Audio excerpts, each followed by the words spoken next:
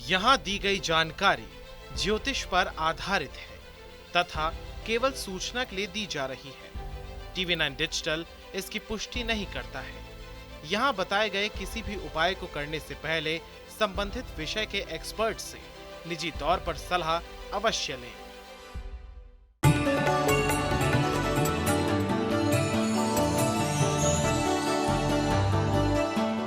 नमस्कार, astro science में आपका बहुत बहुत स्वागत है। मैं हूं आपके साथ कीर्ति अरोड़ा और मेरे साथ है एस्ट्रो साइंटिस्ट गुरुदेव जीडी वशिष्ठ जी।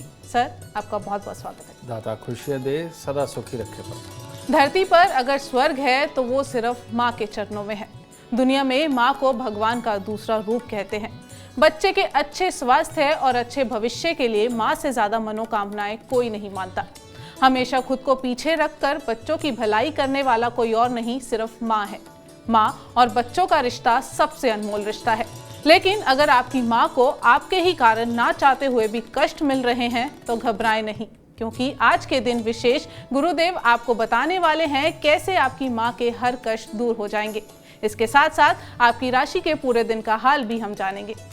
गुरुदेव, तो सबसे पहले हम यही जानते हैं, माँ के सुख का कारक बच्चे की कुंडली में कौन सा देखा जाता है? भोलेनाथ। क्योंकि आप अगर भोलेनाथ का कोई भी आप चरित्र उठा लीजिए, आप उनका शास्त्र उठा लीजिए, ठीक है, आप जब उसे पढ़ेंगे तो आपको माँमयी ममता का फील उसी के अंदर आएगा। भोलेनाथ अपने हर भक्त को बच्चों की तरह ही संभाल के रखते हैं और बाप वाला नहीं, माँ वाला प्यार भी देते हैं, ठीक है। तो यानी कि चंद्रमा के देवता श्री भोलेनाथ जी, ठीक है, और चंद्रमा से ही माँ देखी जाती है जन्म कुंडली के अंदर। और जैसे शीतल जल होता है ऐसे ही माँ की ममता होती है, ठीक है। अब शीतल जल को जब उबाला जाता है तो वो भी माँ ही होती है जब माँ पिटाई करती है, ठीक है। तो जल का खौलना यानी कि माँ को गुस्सा आना, और जल का शीतल होना यानी कि माँ की गोद, जो पूरी दुनिया में सबसे सुरक्षित जगह मानी जाती है, वो बनती है। और माँ की लोरियाँ, उसका दुलार, वो आनंद देता है, ठीक है। तो चंद्रमा से माँ को देखा जाता है या माँ के कारक चंद्रमा बनते हैं। चर्चा जारी रहेगी, लेकिन सबसे पहले बात करेंगे हम मेष, वृषभ और मिथुन राशि वालों की। तो बात करते हैं मेष राशि वालों की। आज परिवार के साथ कहीं पर भी मस्ती में वक्त बिताना हो, उसके लिए दिन भी बहुत बेहतर है। और कामकाज में जाकर के अगर काम को कामयाब करना हो तो उसके लिए भी दिन उत्तम है। तो किसी उपाय की ज़रूरत तो है नहीं, तो माता पिता का आशीर्वाद ले और शुरू करें अपना दिन। वृषभ राशि वालों के लिए आज दिन कुछ खास अच्छा नहीं है। स्वास्थ्य में कमी भी देखने को मिलेगी और कामकाज के अंदर नुकसान के हालात हैं। तो इसीलिए हो सके पहले से शुरू किए हुए काम वो तो करने ही पड़ेंगे, नई कोई शुरुआत ना करें। तो यहाँ थोड़ा संभल करके रहें और थोड़ी सी चने की दाल मंदिर में देकर तब दिन की शुरुआत करें। मिथुन राशि वालों का अपना दिन तो ठीक ठाक चल रहा है, लेकिन खास किसी व्यक्ति की वजह से आपको हानि उठानी पड़ सकती है। तो इसलिए थोड़ा सा संभल के रहें, डिपेंडेंसी कम करें, किसी पे डिपेंड ना रहें, ठीक है। और सुबह सवेरे थोड़े से फूल मंदिर में अर्पित करके तब दिन की शुरुआत करें। गुरुदेव, मेरा आपसे अगला सवाल, माँ अगर बार बार बीमार हो रही हैं तो इसके पीछे बच्चे की कुंडली का कौन सा ग्रह जिम्मेदार है और कौन सा योग देखा जाता है? बेटा, ये परिवार है। लाल किताब में एक वाक्य आता है, कहते माँ पर धी बाप पर घोड़ा, बहुत नहीं तो थोड़ा थोड़ा, ठीक है। तो बच्चों की जन्म कुंडली का असर वो भी माँ झेलती है। भाइयों की कुंडली में बहन का असर वो भी माँ झेलती है। पति की कुंडली में पत्नी का असर वो भी माँ झेलती है, ठीक है। तो कितनी जगह माँ को पिसना पड़ता है।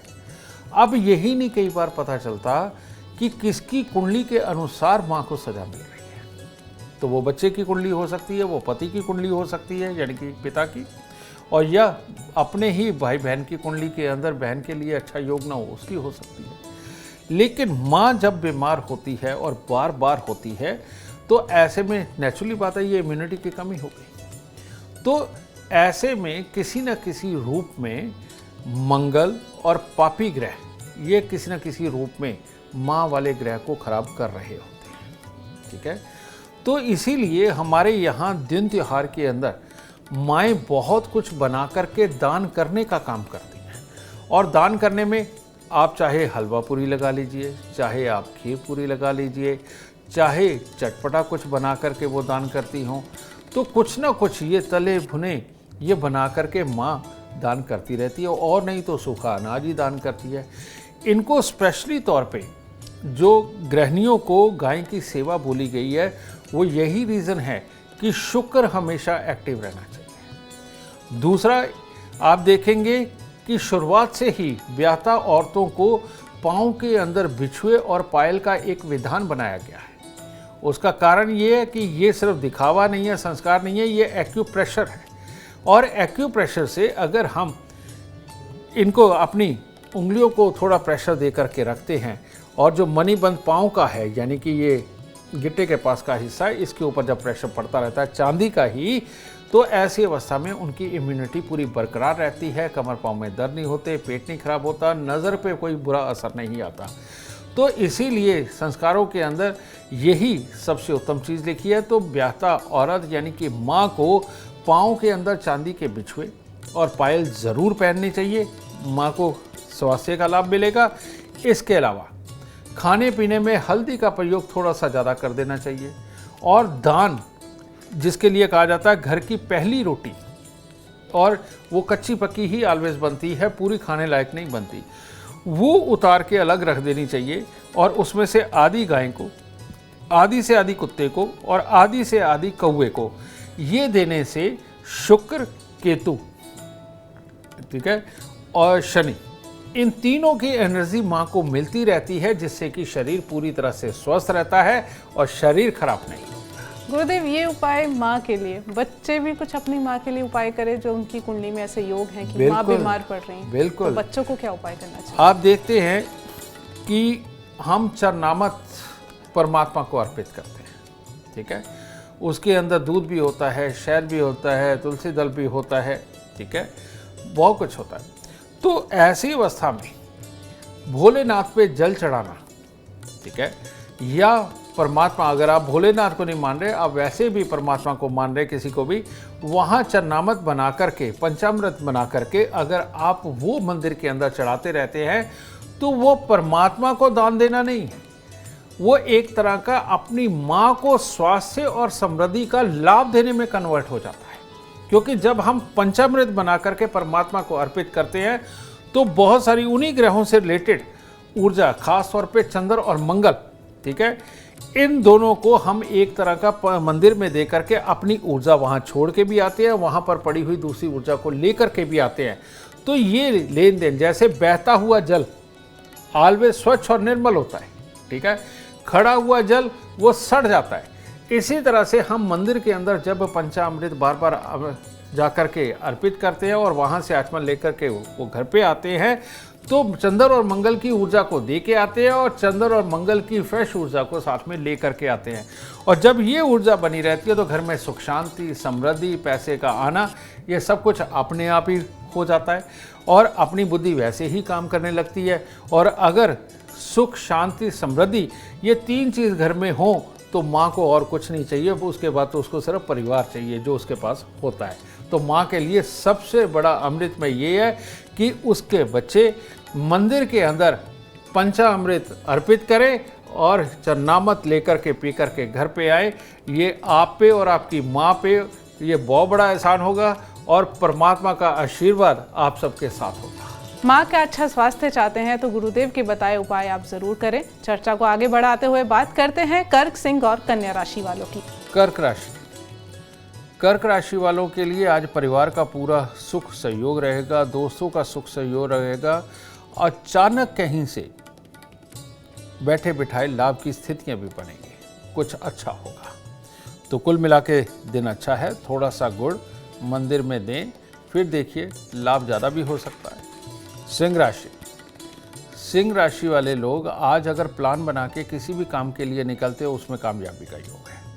और नहीं तो खुशी भरा माहौल तो आपको मिल ही जाएगा, चाहे अड़ोस पड़ोस में हो, रिश्तेदारी में हो या जानकारी में हो, तो कोई ना कोई विवाह, शादी, पार्टी, कोई भी खुशी का माहौल आज आपको वो भी मिलने वाला है। तो सुबह सवेरे पक्षियों को कुछ खाना वगैरह दे के तब दिन की शुरुआत करें। कन्या राशि, कन्या राशि के लोग आज सुबह सवेरे मंदिर जाकर अगर कन्याओं को कुछ ना कुछ दे करके खुश करते हैं तो आज आपका दिन भी पूरी तरह से मंगलमय होगा। परिवार वालों के साथ, दोस्तों के साथ खुशियों भरा होगा और दिन बहुत अच्छा जाएगा। गुरुदेव, मेरा आपसे अगला सवाल, माँ को बार बार चोट लग रही है तो इसके पीछे बच्चे की कुंडली का कौन सा ग्रह जिम्मेदार है? चोट में अगर खून निकलने तक की चोट है उसके लिए जिम्मेवार होता है खराब मंगल। और अगर गुम चोट लगती है, ठीक है, और हड्डी तक अगर वो जाती है तो उसका जिम्मेवार जो होता है वो केतु होता है, ठीक है। और अगर ऐसी चोट लगती है जिसमें स्वेलिंग बहुत बड़ी हो जाती है तो उसका जिम्मेवार बृहस्पति होता है, ठीक है। तो ऐसी अवस्था में अगर माँ को चोट लग करके बार बार खून निकलता है तो ऐसी अवस्था के अंदर बेटा मंगल की वस्तुएं, यानी कि आप चाशनी बनाएं गुड़ की, उसको आटे के अंदर गूंदें और गूंद करके उसको तंदूर के अंदर लगवाएं। 8 रोटियां बनवाकर, 8 पेड़े बनाकर तंदूर में लगवा के और वो छोटे छोटे पीस करके पक्षियों को डालते हैं। ये अगर हर मंगलवार को करते हैं तो माँ को चोट लगनी बंद हो जाएगी, ये खून निकलना बंद हो जाएगा। लेकिन अगर ऐसी चोट लगती है जिससे कि शरीर में स्वेलिंग आती है, टांग सूज जाती है, पाँव सूज जाता है, हाथ पाँव कोई बाजू सूज जाता है चोट लगने से, तो ये बृहस्पति की खराबी है। तो ऐसी अवस्था के अंदर सबसे उत्तम है कि चने की दाल मंदिर में देते रहे या माँ स्वयं बृहस्पतिवार का व्रत रखे और उस दिन लहसुन प्याज का सेवन बिल्कुल ना करे। और बृहस्पतिवार के उस व्रत के अंदर पीपल को कच्चा पीला सूत लपेटते हैं तो इससे बृहस्पति देव अच्छे होने लगते हैं और स्वेलिंग वाला मामला वो खराब जो हो रहा है वो ठीक होता है। फिर तीसरा है, अगर उनके हाथ पांव में ऐसी चोट लगती है जो हड्डी तक जाती है और हड्डियों के अंदर दर्द होता है तो ये केतु की खराबी है। तो ऐसी अवस्था में वैसे तो इसका बहुत आसान उपाय है 43 दिन 400 ग्राम चने की दाल जल प्रवाह करना, लेकिन वो किसी के लिए संभव नहीं हो पाता है। तो ऐसी अवस्था के अंदर कोई भी खट्टी मीठी चाट, चटपटी चीज़ बना करके अगर गरीबों में बांटते रहेंगे तो केतु देव अपना बुरा प्रभाव छोड़ देंगे, ठीक है। और माँ को चाहिए कि दूध में हल्दी मिला करके वो सोमवार और बृहस्पतिवार को पिया करें तो इससे भी केतु देव अच्छे होने लगते हैं।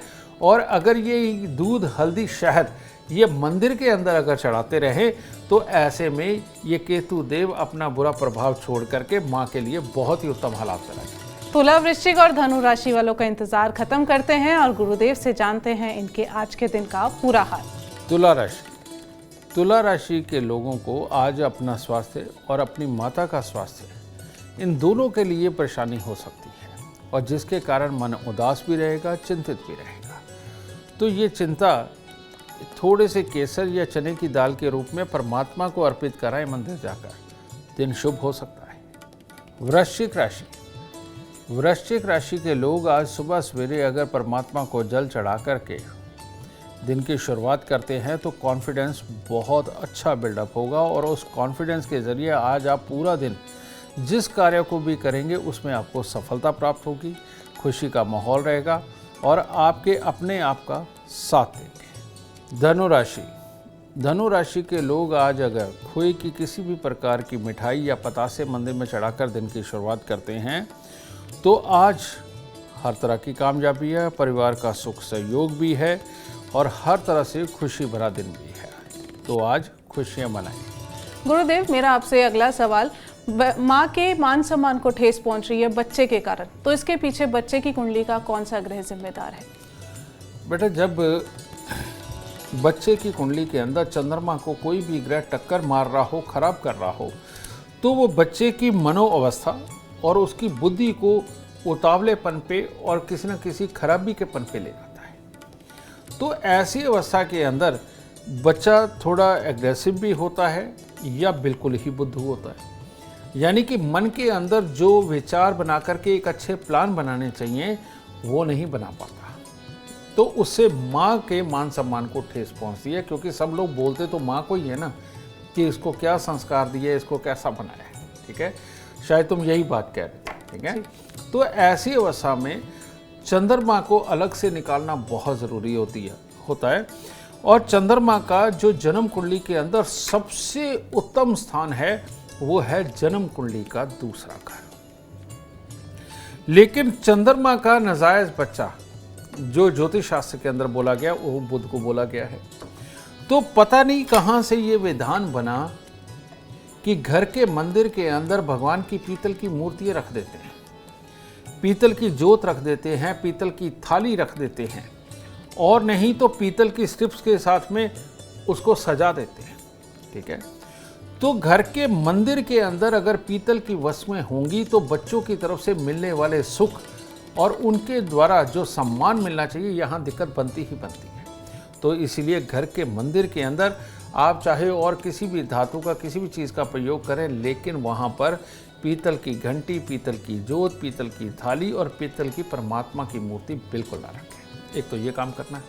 और दूसरा, अगर इस तरह के हालात हो, बच्चे की मनोवस्था के कारण ही माँ के सम्मान में दिक्कत आ रही हो, तो 43 दिन लगातार थोड़े से चावल, थोड़ी सी मिश्री लेकर के मंदिर के अंदर रखवा दीजिए, और घर के मंदिर के अंदर 2 किलो चावल उनको हल्दी से पीले करके सफ़ेद सूती कपड़े के अंदर बांध कर उसमें चांदी का एक चकोर टुकड़ा डालकर घर के मंदिर में स्थापित कर दीजिए। इससे बच्चे की बुद्धि हर तरह से काम आने लगेगी, बच्चे के अंदर सुधार आने लगेगा और माँ की इज्जत बढ़ने लगेगी। बहुत खूब, ये सटीक जानकारी सिर्फ आपको एस्ट्रो साइंस में मिलेगी और कहीं नहीं। चर्चा को आगे बढ़ाएंगे और बात करेंगे मकर, कुंभ और मीन राशि वालों की।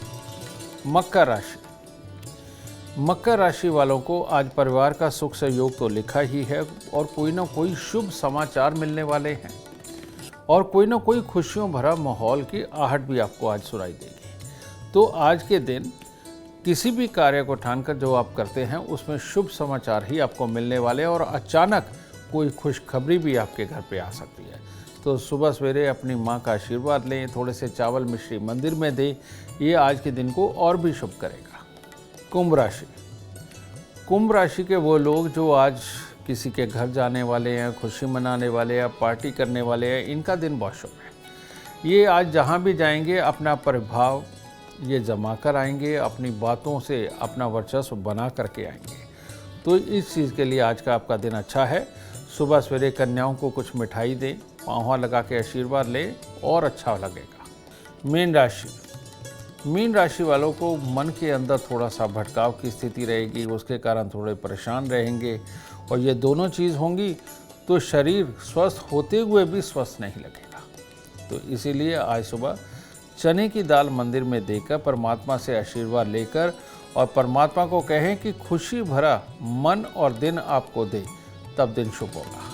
गुरुदेव, मेरा आपसे अगला सवाल, बच्चे जो अपनी माँ का अपमान करते हैं, माँ को ही अपशब्द सुनाते हैं, गुस्सा करते हैं, डांटते हैं, तो ऐसे बच्चों पर क्या दुष्प्रभाव पड़ेगा ग्रहों का, ये बताएं। इस दुनिया के अंदर कभी किसी खास वक्त के ऊपर किसी को गुस्सा आना वो शुभ होता है, वो शुभ नहीं होता, वो गलत चीज़ों पे आता है। लेकिन बच्चे का हर वक्त गुस्सा करना ये बहुत ही अशुभ होता है। एक खौलता पानी ले लीजिए, उबलता पहाड़ ले लीजिए, यहाँ कोई नहीं रहना चाहता, ठीक है।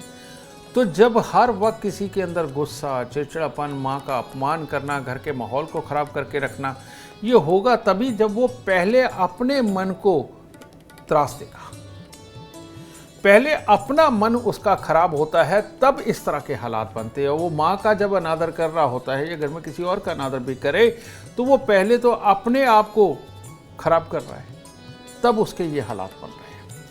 तो कुल मिलाकर के यहाँ पर ये बच्चा दया का पात्र बनता है, क्योंकि इसको लाल किताब बोलती है भोला बादशाह, जिसको अपने बारे में पूरी समझ और अकल नहीं है, ठीक है। ये लोग जल्दबाजी में गलत काम भी कर जाते हैं, तो उससे और दुख पैदा होते हैं। तो इन लोगों के साथ में होता क्या है, जब भी कभी चंद्रमा को मल्टीपल ग्रह टक्कर मारते हैं, उस वक्त में ये हालात पैदा होते हैं, ठीक है। तो इसी के लिए हमारे यहाँ संस्कारों के अंदर एक बहुत बड़ी एक विधि बताई गई है, और वो है सतनाजा। ठीक है, यानी कि 7 अनाज इकट्ठे करके, आप अगर गूगल करेंगे अभी आपको मिल जाएंगे कौन कौन से अनाज होते हैं। तो 7 अनाजों को इकट्ठा करके अगर हर रोज पक्षियों को डालने का काम किया जाता है, या 7 अनाज इकट्ठे करके इसको पिसवाकर इसका आटा बनवा करके इसकी रोटी बना करके अगर पक्षियों को डाली जाती है, जानवरों को डाली जाती है, तो बच्चे की ये मनोवस्था अपने आप काबू में आने लगती है और वो फिर ना माँ का अपमान करेगा ना किसी और का करेगा, और घर के अंदर खुशहाली का वातावरण अपने आप आ जाता है। तो गुरुदेव, अगला सवाल, माँ की सेवा से क्या मेवा मिलता है? ये दर्शकों को बताइए, ताकि माँ की सेवा में कोई चूक नहीं होनी चाहिए बिल्कुल भी। अच्छा, एक बात मैं तुम्हें बताता हूँ बेटा जी। जो लोग स्वार्थवश माँ की सेवा करते हैं कि प्रॉपर्टी मिल जाएगी, पैसे मिल जाएंगे, गहने मिल जाएंगे, ये लाख कोशिश कर लें बेटा, ये ज़िंदगी के अंदर कभी सुखी नहीं रह सकते। बस एक ज़िंदगी के अंदर झटका चाहिए जिसके अंदर ये गिरेंगे और उसके बाद उठ नहीं पाएंगे, क्योंकि जिस तरह का स्वार्थ अपने मन के अंदर है, ऐसा स्वार्थ कहीं हमारे बच्चों में भी ट्रांसफ़र हो गया ना, तो ये माँ बाप तो धक्के ही खाएंगे। ठीक है ना? तो इसीलिए माँ की सेवा स्वार्थ के साथ कभी नहीं करनी चाहिए। अब इसके बाद दूसरी बात पे आते हैं। माँ तो स्वयं सारे परिवार की सेवा करती है, तो उसको तो सेवा की जरूरत होती नहीं। माँ को एक ही पक्ष पे आकर सेवा की जरूरत पड़ती है जब वो स्वयं दिमागी रूप से या शारीरिक रूप से सक्षम ना रहे। ठीक है, उस वक्त में अगर आप सच में माँ के दिए हुए दुखों को सहते हैं, माँ अगर दिमागी रूप से सक्षम नहीं है या शारीरिक रूप से सक्षम नहीं है, आप उसकी सच में निस्वार्थ सेवा करते हैं और उसको कोई दुख नहीं होने देते। माँ के दिमाग की वजह से अगर घर में कलेश भी उत्पन्न हो रहा है, तब भी उसको खुश रखने का यत्न अगर आप लोग करते हैं, तो ये बनती है मन की एक्सरसाइज। मन यानी कि चंद्रमा। और इसको जैसे ही हम इतना पवित्र रखते हैं, निस्वार्थ रखते हैं और अपनापन जताते हैं, इससे आपको एक जबरदस्त कॉन्फिडेंस मिलता है कि आप गलत नहीं हो। और जब आपको ये कॉन्फिडेंस मिलता है तो आप दुनिया के बुरे से बुरे हालात के साथ में लड़ने को तैयार हो जाते हो और लड़ते भी हो। और चाहे आप 4 बार हार भी जाएं, लेकिन जो 5वीं जीत निकल के आएगी वो बहुत ही सुखकारी होगी और आपको जीवन का पूरा आनंद देगी। तो माँ की सेवा निस्वार्थ करने से आदमी अपने कामकाज के अंदर बहुत तरक्की पैदा करता है, कामकाज के अंदर नाम कमाता है, समाज के अंदर, अपने संस्थान के अंदर नाम कमाता है, और वो किसी का मोहताज नहीं होता और स्वयं कमा करके खाना उसको आता है और जीवन चलाना उसको आता है। माँ की सेवा इतना कुछ दे देती है बेटा, तो इसलिए माँ की सेवा निस्वार्थ करनी चाहिए। गुरुदेव, जिन माँओं को संतान सुख नहीं है, वो माएँ क्या उपाय करें? बेटा, इसके लिए, क्योंकि ये बहुत लंबी कहानी है तो इसीलिए किसी और दिन बताऊंगा, लेकिन इतना ही मैं कह सकता हूँ कि जिन माँओं को संतान का सुख नहीं है, उनको संतान प्राप्त नहीं हुई है, वो 11 पूर्णमासी अगर ब्रह्म सरोवर, ठीक है, पुष्कर राज्य में जाकर के स्नान करते हैं, पहले पूजा करते हैं, फिर स्नान करते हैं और आचमन लेते हैं वहाँ जाकर के 11 बार, मियाँ बीवी दोनों, तो उनको संतान की प्राप्ति जरूर दर जरूर होगी। ब्रह्मा जी की कृपा उन पर जरूर बरसेगी। उम्मीद करते हैं आपको आज का एपिसोड अच्छा लगा हो और गुरुदेव की बताई बातें आपके काम बनाए। और अगर आप जीवन में सफलता चाहते हैं, अपार धन और लाभ चाहते हैं, तो गुरुदेव के बताए उपाय जरूर करें। उम्मीद करते हैं आपको आज का विषय पसंद आया होगा। कल आपके सामने लेकर आएंगे एक और विषय जो आपके कॉम्प्लिकेटेड लाइफ को बना देगा आसान और खुशियों से भरपूर। अगर आप हमारे गुरुदेव से मिलना चाहते हैं या पर्सनली बात करना चाहते हैं तो हमें कॉल करें। हमारा नंबर है 99990522। आप भी सुख, समृद्धि और खुशहाली चाहते हैं और चाहते हैं कि आपके दुखों का अंत हो जाए, इसके लिए एस्ट्रो साइंस ऐप डाउनलोड करना ना भूलें। फिलहाल समय हो गया है आपसे इजाजत लेने का। आप बने रहिए हमारे साथ और हमारे एस्ट्रो साइंटिस्ट गुरुदेव जी वशिष्ठ जी के साथ देखना ना भूलें एस्ट्रो साइंस रोजाना सुबह 8 बजे। और एस्ट्रो साइंस की पूरी टीम की तरफ से मदर्स डे की बहुत शुभकामनाएं। नमस्कार।